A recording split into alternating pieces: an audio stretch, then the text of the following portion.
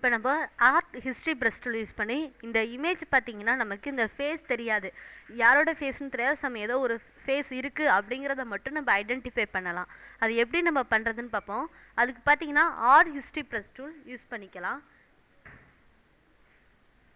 அதுக்கு பார்த்தீங்கன்னா ஒய்ங்கிற shortcut use பண்ணிக்கலாம். History brush tool, art history brush tool அப்படிங்கிறது.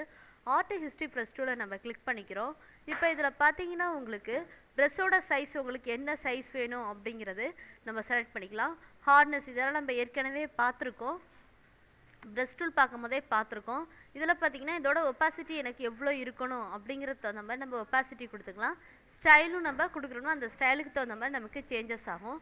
இப்போ இதில் பார்த்தீங்கன்னா நான் என்ன பண்ணிக்கிறேன், ப்ரெஷ்ஷோட சைஸை இன்க்ரீஸ் பண்ணிக்கிறேன். இன்க்ரீஸ் பண்ணிட்டு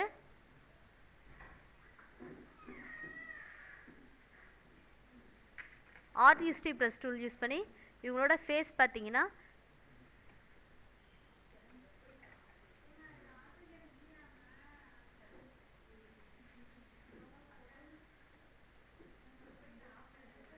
இந்த ஃபேஸ் பார்த்தீங்களா நமக்கு தெரியாத மாதிரி நம்ம பண்ணிக்கலாம்.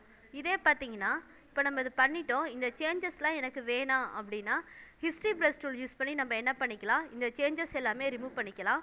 ஹிஸ்ட்ரி ப்ரஷ் டூல் யூஸ் பண்ணுங்கள். இதை யூஸ் பண்ணுறதுனால என்னதுன்னா ஒரிஜினலாக நம்ம என்ன இமேஜ் எடுத்தோமோ அதே மாதிரி வரும்.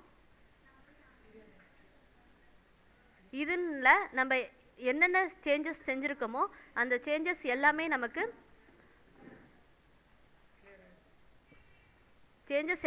கிளியர் ஆகிட்டு ஒரிஜினல் இமேஜ் தான் நமக்கு கிடைக்கும். அதுக்காக நம்ம யூஸ் பண்ணுறது தான் பார்த்திங்கன்னா ஹிஸ்ட்ரி ப்ரஷ் டூல் அப்படிங்கிறது. இப்போ நம்ம அந்த இமேஜ் எப்படி எடுத்தோமோ அந்த இமேஜ் அந்த பேக்ரவுண்டோடையே நமக்கு என்ன ஆகிடுது கிடச்சிடுது. ஓல்டு ஹிஸ்ட்ரிஸ் எல்லாமே எனக்கு என்ன ஆகிடும், ரிமூவ் ஆகிடும்.